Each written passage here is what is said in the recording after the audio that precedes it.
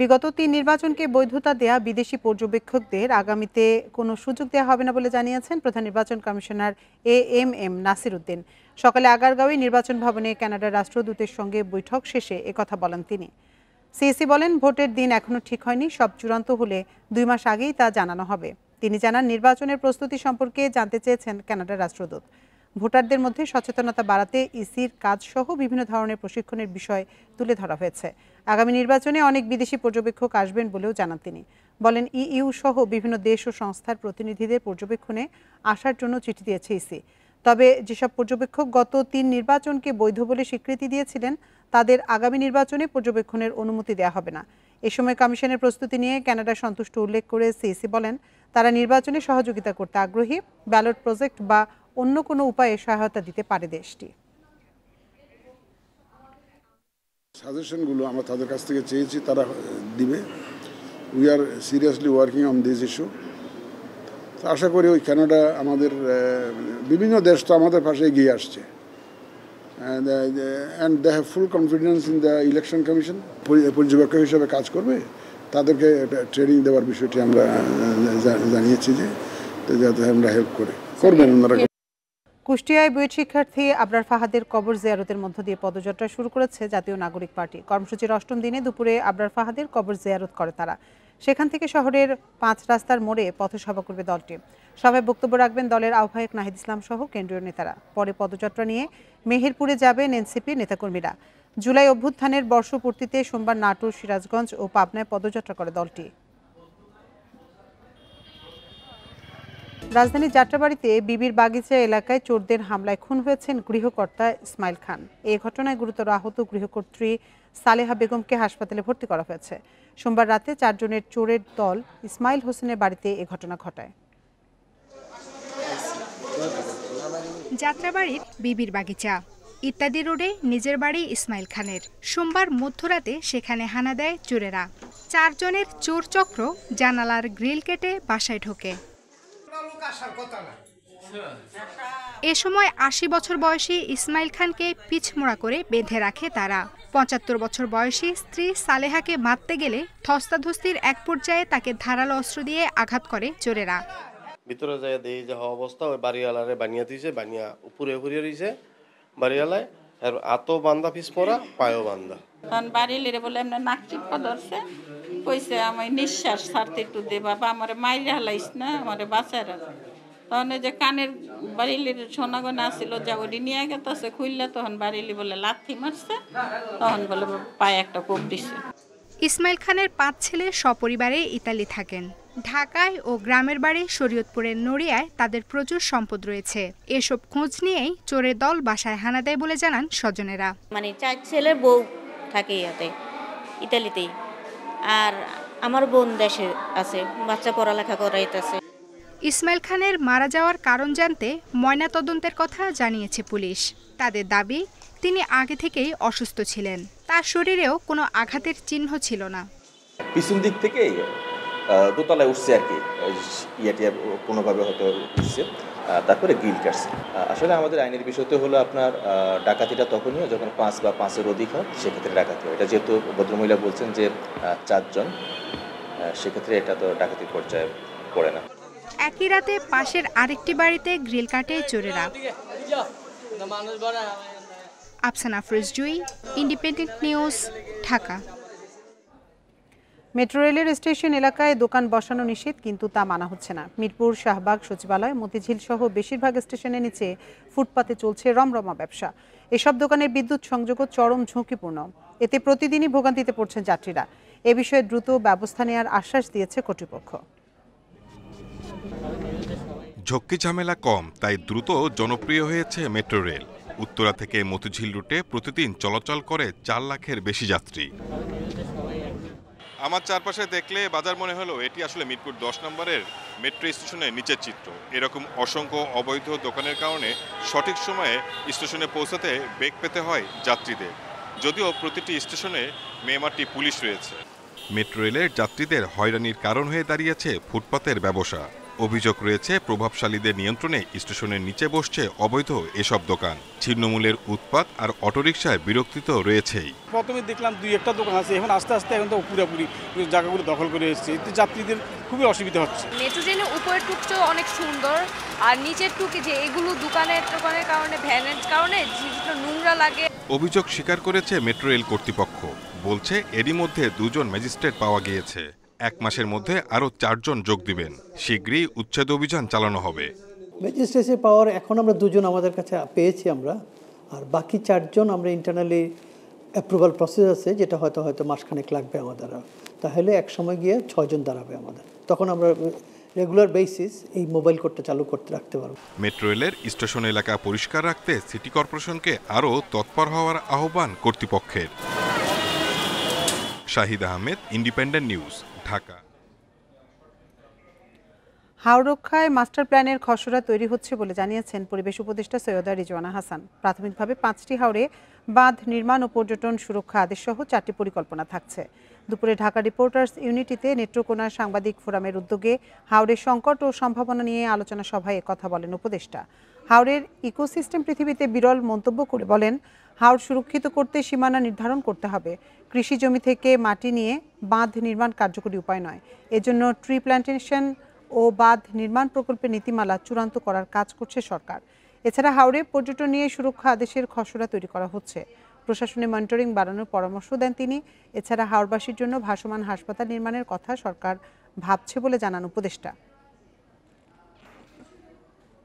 4টা পলিসি আমরা কাজে হাত দিয়েছি। একটা হচ্ছে হাওর মাস্টার প্ল্যান, একটা হচ্ছে হাওর প্ল্যান গাইডলাইন অন এমব্যাঙ্কমেন্ট, একটা হচ্ছে হাওরে প্ল্যান্টেশন, আর একটা হচ্ছে হাওরে ট্যুরিজম। এই প্ল্যান্টেশন খালি করলে হবে না, সুরক্ষার জন্য আমাকে একটা মেকানিজম খুঁজে বের করতে হবে। ট্যুরিজম নিয়ন্ত্রণে সুরক্ষা আদেশের খসড়াটা প্রস্তুত করছি এবং আশা করি এটা চূড়ান্ত করে দেব।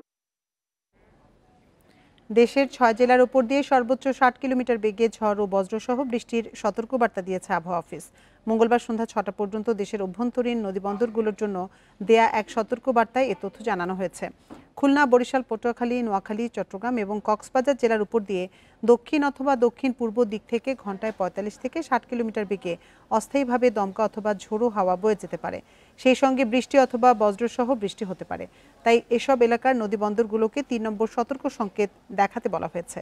এছাড়া আজ সন্ধ্যা পর্যন্ত দেশের সব বিভাগে অস্থায়ীভাবে দমকা হাওয়াসহ হালকা থেকে মাঝারি ধরনের বৃষ্টি অথবা বজ্রসহ বৃষ্টির পূর্বাভাস দিয়েছে আবহাওয়া অফিস। সপ্তাহ জুড়ে সারা দেশে বজ্রসহ বৃষ্টি অব্যাহত থাকতে পারে।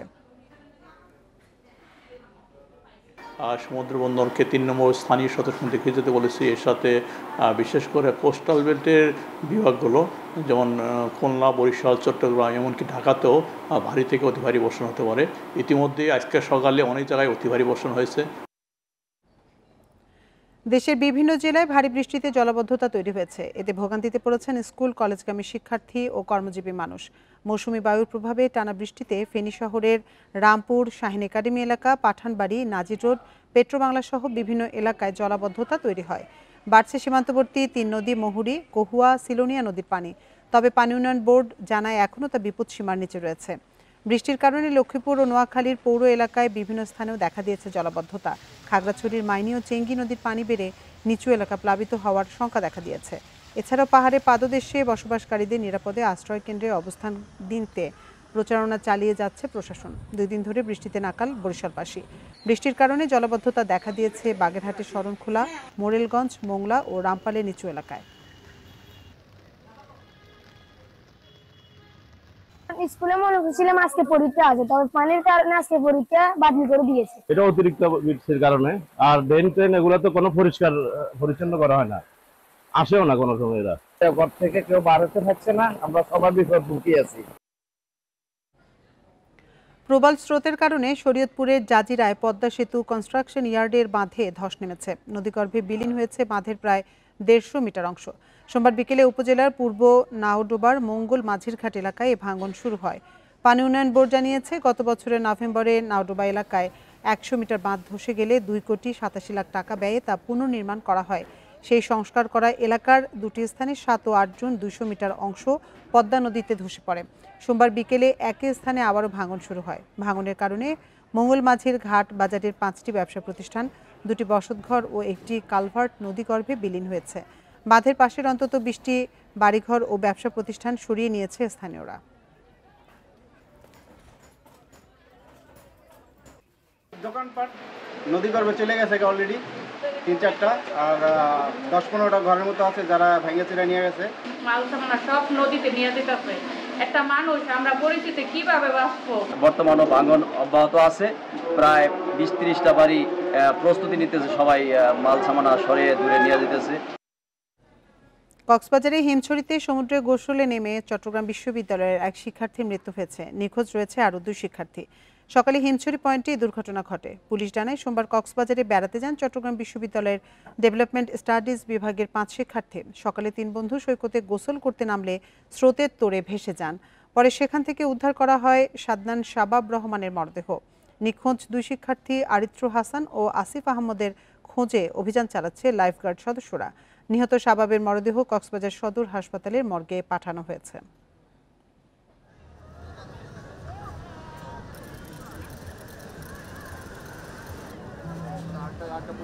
সিরাজগঞ্জের সলঙ্গায় ট্রাক চাপায় অটোরিকশা যাত্রী আব্দুল মান্নান খন্দকার ও ছেলে জুয়েল খন্দকার নিহত হয়েছে।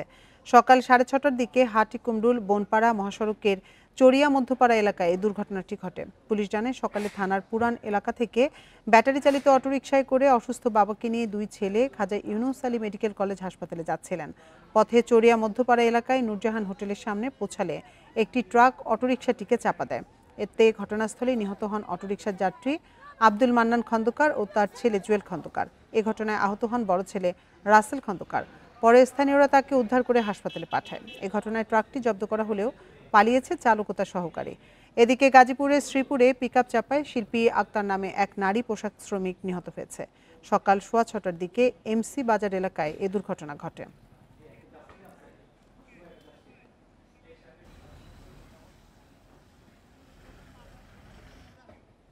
আগে যেমনটি জানিয়েছি, টানা বৃষ্টিতে ফেনী শহরে জলাবদ্ধতা দেখা দিয়েছে। এ নিয়ে বিস্তারিত জানাতে সেখান থেকে আমাদের সাথে যোগ দিচ্ছেন সহকর্মী সমীর উদ্দিন।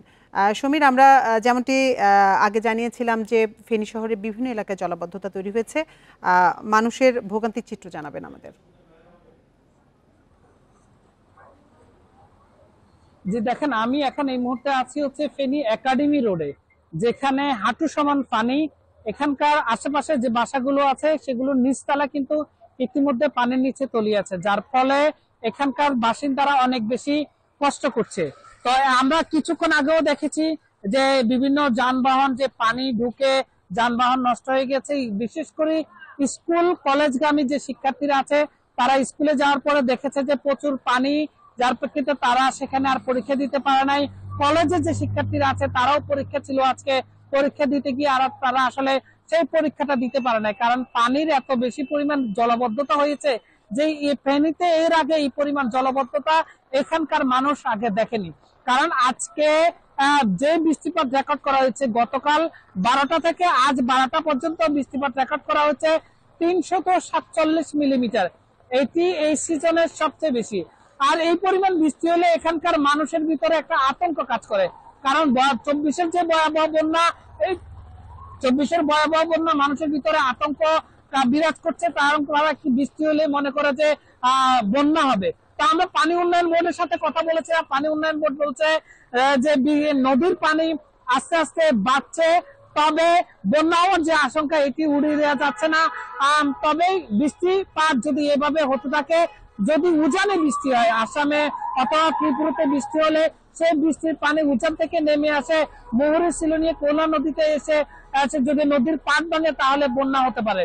তবে এই পরিমাণ জলাবদ্ধতা হওয়ার পিছনে কারণ বলছে শহরের যে সমস্ত ড্রেনেজ ব্যবস্থা আছে, ড্রেনেজ ব্যবস্থাগুলো সংস্কার নাই। সংস্কার যদি থাকতো তাহলে এই ড্রেনেজ ব্যবস্থা দিয়ে পানি যেত, কারণ যে পরিমাণ সরু সংকীর্ণ ড্রেনেজ, সেখান দিয়ে এই পরিমাণ বৃষ্টির পানি আসলে নিষ্কাশন হতে পারছে না, ফলে পানি জমাটবদ্ধ হয়ে আছে।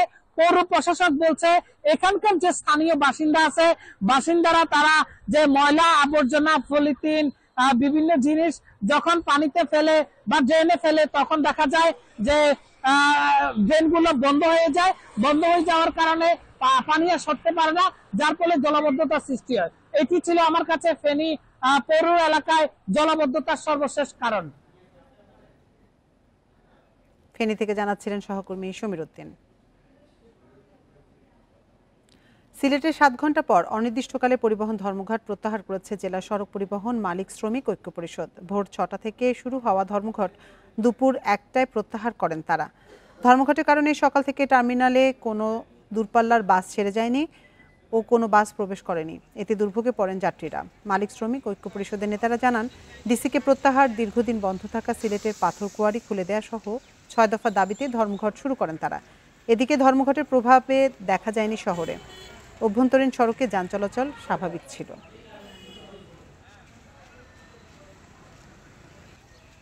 দেশে লিভার রোগে আক্রান্তদের 25% ভুগছে সিরোসিস ও ক্যান্সারের মতো জটিলতায়, যদিও অন্যান্য দেশে এই হার 10%। অতিরিক্ত শর্করা গ্রহণ আর পরিশ্রমের অভাব লিভারের ক্ষতি করছে বেশি। রোগ নিয়ে অসচেতনতা আর অনিয়মের জীবন জটিলতা বাড়াচ্ছে বলে জানান বিশেষজ্ঞরা। 1 মাস ধরে শাহবাগের বাংলাদেশ মেডিকেল বিশ্ববিদ্যালয়ে ভর্তি 35 বছরের শহীদুল ইসলাম। পটুয়াখালীর এই বাসিন্দা হঠাৎ অসুস্থ হলে পরীক্ষায় জানা যায় লিভার ক্যান্সারে আক্রান্ত তিনি। 1-1.5 মাস আগে যখন ঢাকা আসছে তখন পরীক্ষা নিরীক্ষায় দেখা গেছে তার লিভার ক্যান্সার এবং টিউমার হয়েছে। একই ওয়ার্ডে আছেন গোপালগঞ্জের এ যুবকও। 1.5 মাস আগে জন্ডিস ধরা পড়লে ঢাকায় আসেন, জানতে পারেন লিভার ভালো নেই।